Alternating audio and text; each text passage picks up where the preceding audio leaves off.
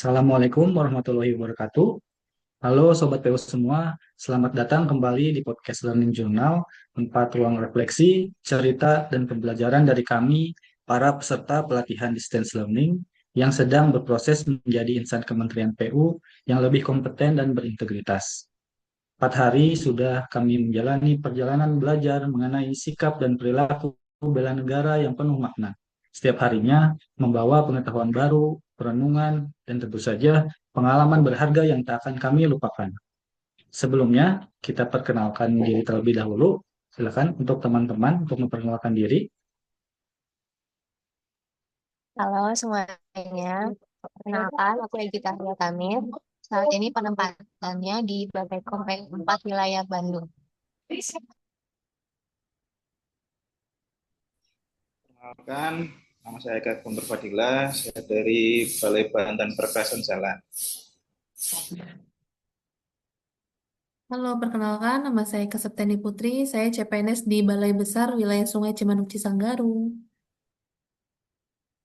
Halo semuanya, perkenalkan nama aku Eka Findriani dari BPBPK Jawa Barat. Halo semuanya, nama saya Enggar Prambudantara, saya dari Balai Besar Pelaksanaan Jalan Nasional DKI Jakarta, Jawa Barat.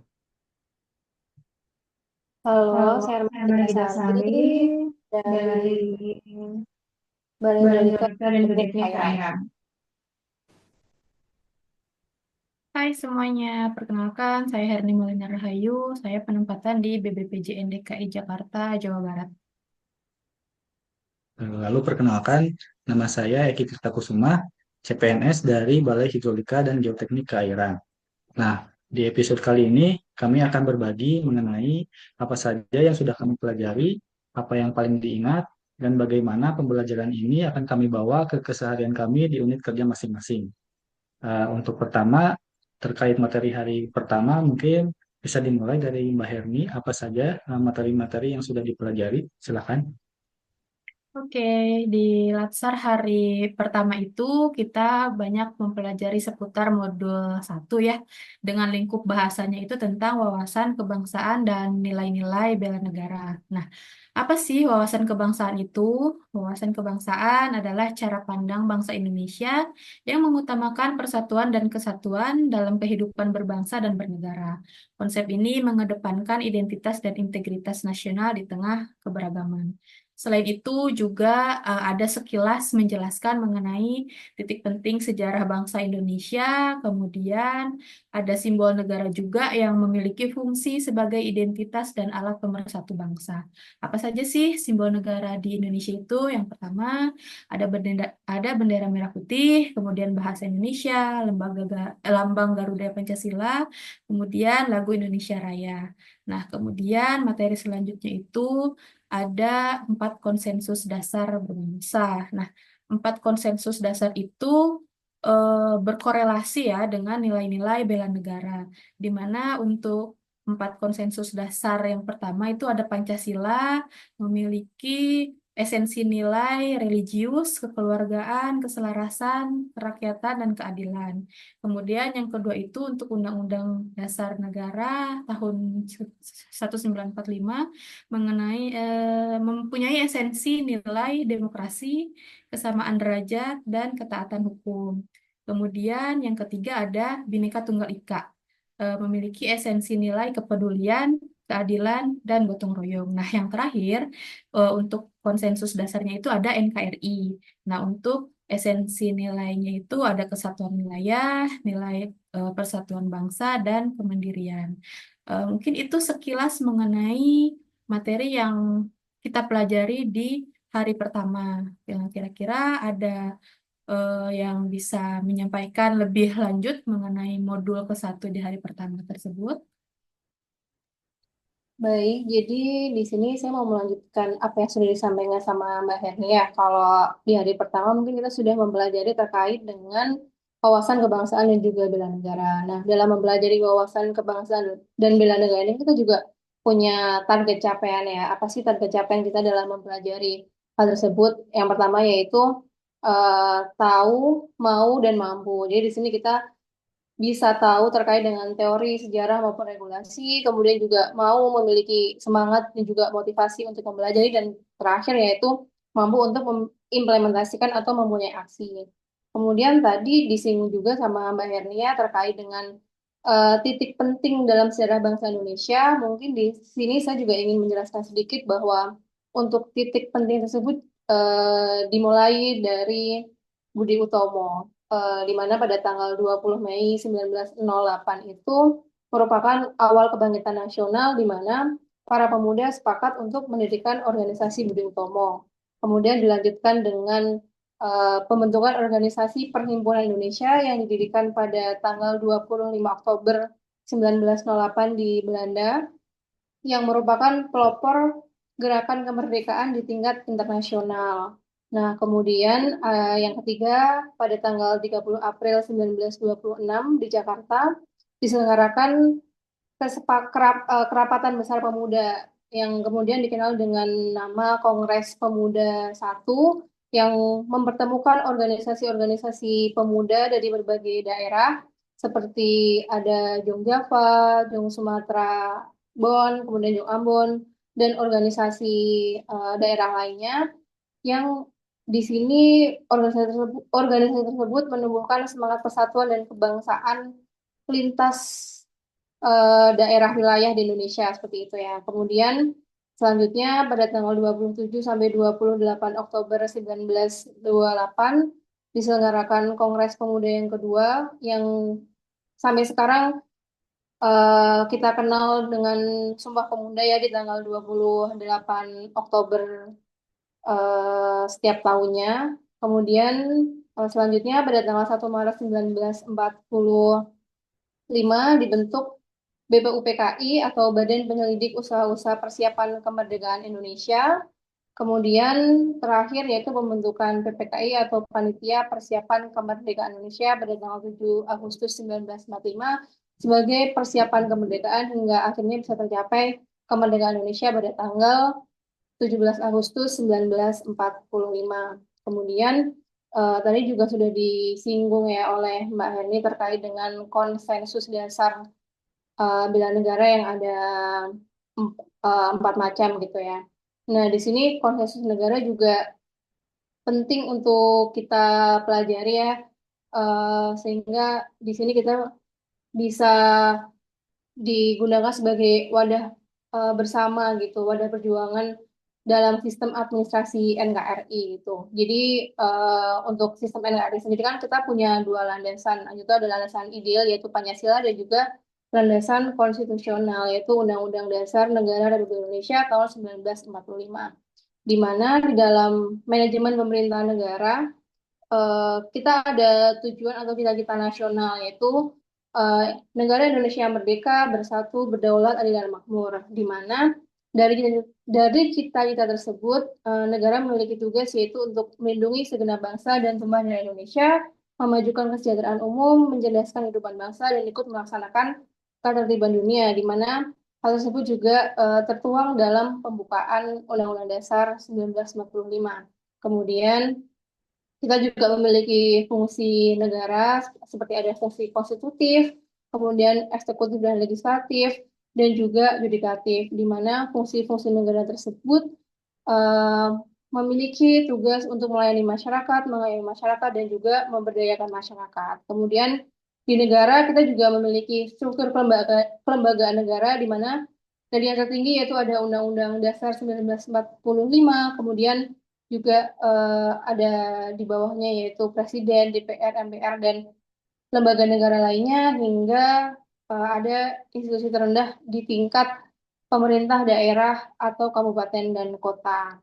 Seperti itu. Nah, kemudian tadi terkait dengan secara usaha kebangsaan ya, kita juga di sini mempelajari terkait dengan bela negara. Jadi bela negara itu apa sih? Yaitu tekad, sikap, dan juga perilaku kita sebagai warga negara gitu ya, untuk menjaga kedaulatan negara, di mana kita juga harus memiliki sikap kesiapsiagaan bela negara yang dimulai dari diri sendiri gitu.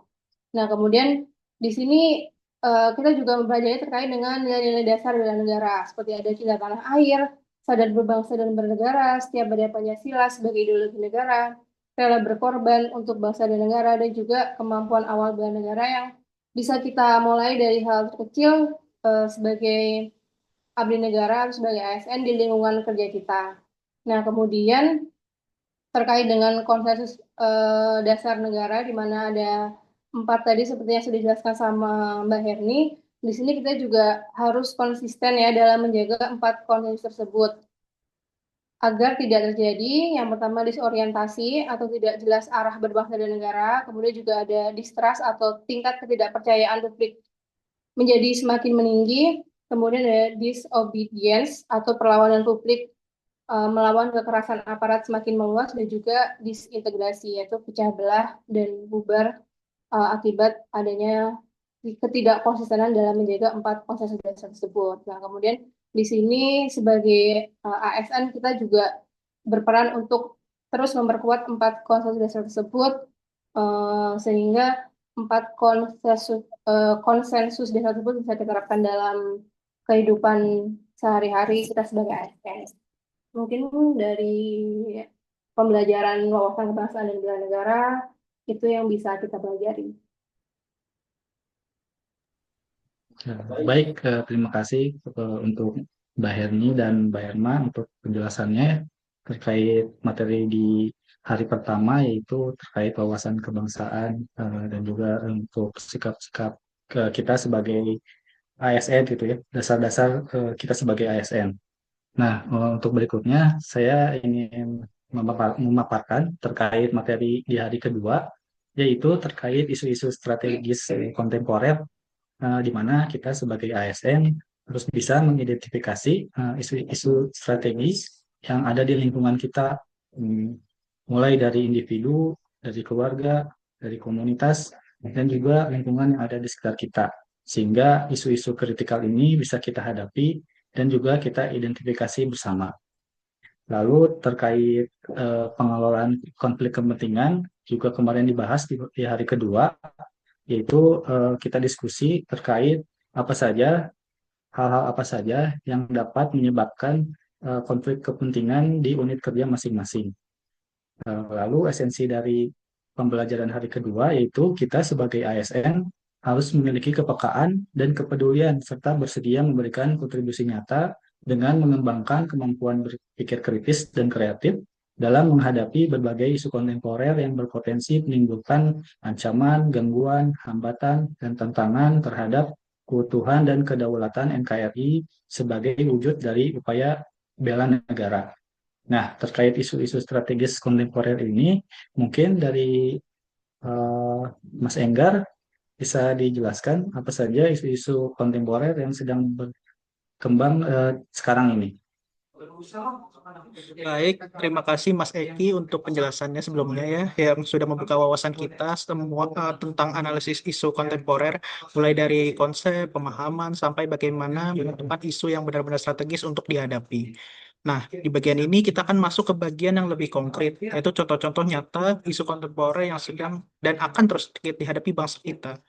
Dalam pembelajaran ini ada sejumlah isu strategis kontemporer yang dibahas dan semuanya memiliki dampak besar terhadap stabilitas nasional serta peran kita sebagai ASN. Sesuai dengan yang sebelumnya Mas Eki sebut, ada beberapa isu strategis kontemporer yang ada di Indonesia. Dan beberapa isu tersebut, saya akan membahas 2 hal isu yang menurut saya menarik dan sangat relevan dengan kondisi saat ini. Dan juga erat kaitannya dengan tugas dan tanggung jawab kita sebagai ASN di Kementerian Pekerjaan Umum, yaitu perubahan iklim dan bencana alam, dan juga literasi digital dan keamanan cyber. Lalu untuk isu yang pertama, yaitu perubahan iklim dan bencana alam, perubahan iklim bukan lagi sekedar isu global yang jauh dari kita, tapi sudah nyata terasa.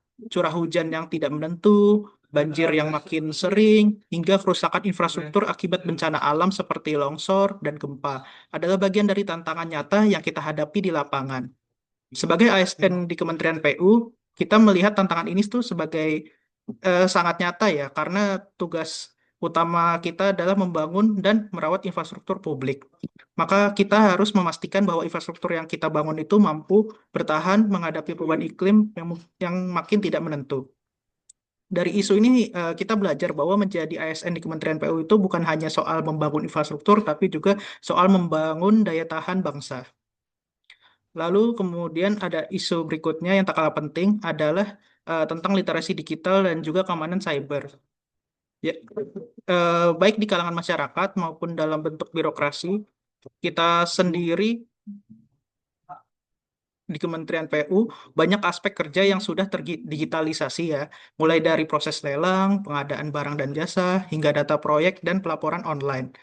Sebagai ASN di lingkungan Kementerian PU, kita menyadari bahwa kita tuh tidak hanya bertanggung jawab atas hasil pembangunan fisik, tapi juga atas keamanan dan keakuratan sistem digital yang menopang proses kerja tersebut. Dari isu ini pun kita bisa belajar bahwa literasi digital bukan sekedar hanya soal mampu menggunakan perangkat dan aplikasi kerja. Lebih dari itu, literasi digital mencerminkan cara kita berpikir dan bersikap dalam menghadapi dunia yang makin terhubung dan terbuka. Saya juga menyadari bahwa keberhasilan pembangunan infrastruktur itu tidak hanya diukur dari hasil fisiknya, tapi juga sejauh mana proses transparan, akuntabel, dan bisa dipertanggungjawabkannya, termasuk dalam ranah digital. Dari dua isu ini kita semakin yakin bahwa tantangan ASN ke depannya itu tak hanya soal menyelesaikan pekerjaan administratif, tapi juga soal kesiapan mental dan kemampuan berpikir strategis. Itu tadi dua isu kontemporer yang saya bahas mencerminkan tantangan nyata bagi kita sebagai ASN. Untuk menjawab tantangan-tantangan seperti ini yang secara terarah, kita perlu kerangka berpikir yang sistematis. Maka dari itu, kita harus memahami apa itu algoritma kebangsaan yang akan membantu kita memahami bagaimana menyikapi isu-isu tersebut dengan landasan nilai kebangsaan. Dari tentang algoritma kebangsaan ini, dari teman-teman ada yang mau membahasnya? Nah, iya nih, Mas Enggar, kebetulan di hari ketiga kita ada ya belajar tentang algoritma kebangsaan. Nah, sebelum kita ke pengertian dari algoritma kebangsaan itu sendiri, mungkin kita harus tahu dulu nih, gimana nih kondisi realitas kebangsaan masa kini. Nah, jadi realitas kebangsaan masa kini itu eh, sedang mengalami tiga tantangan nih, di antara lain yang pertama, polarisasi sosial dan apatisme generasi muda. Yang kedua, krisis identitas kebangsaan di era digital. Dan yang ketiga, tantangan multikulturalisme dan globalisasi.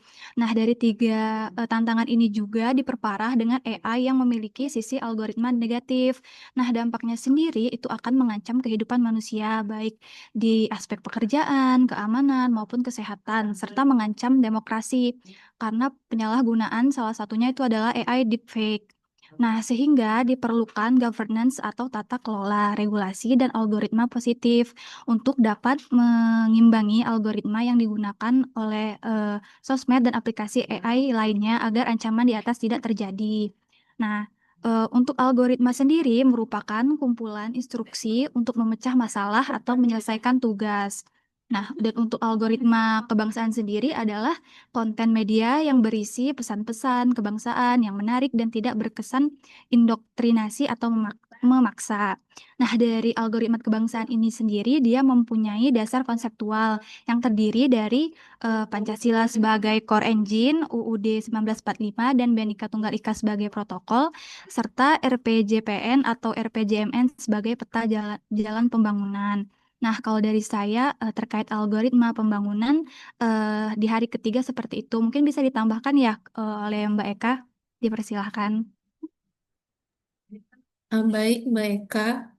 Kalau dari saya, setelah yang kita pelajarin kemarin ini, kita tuh jadi tahu kalau algoritma kebangsaan itu punya 5 nilai inti.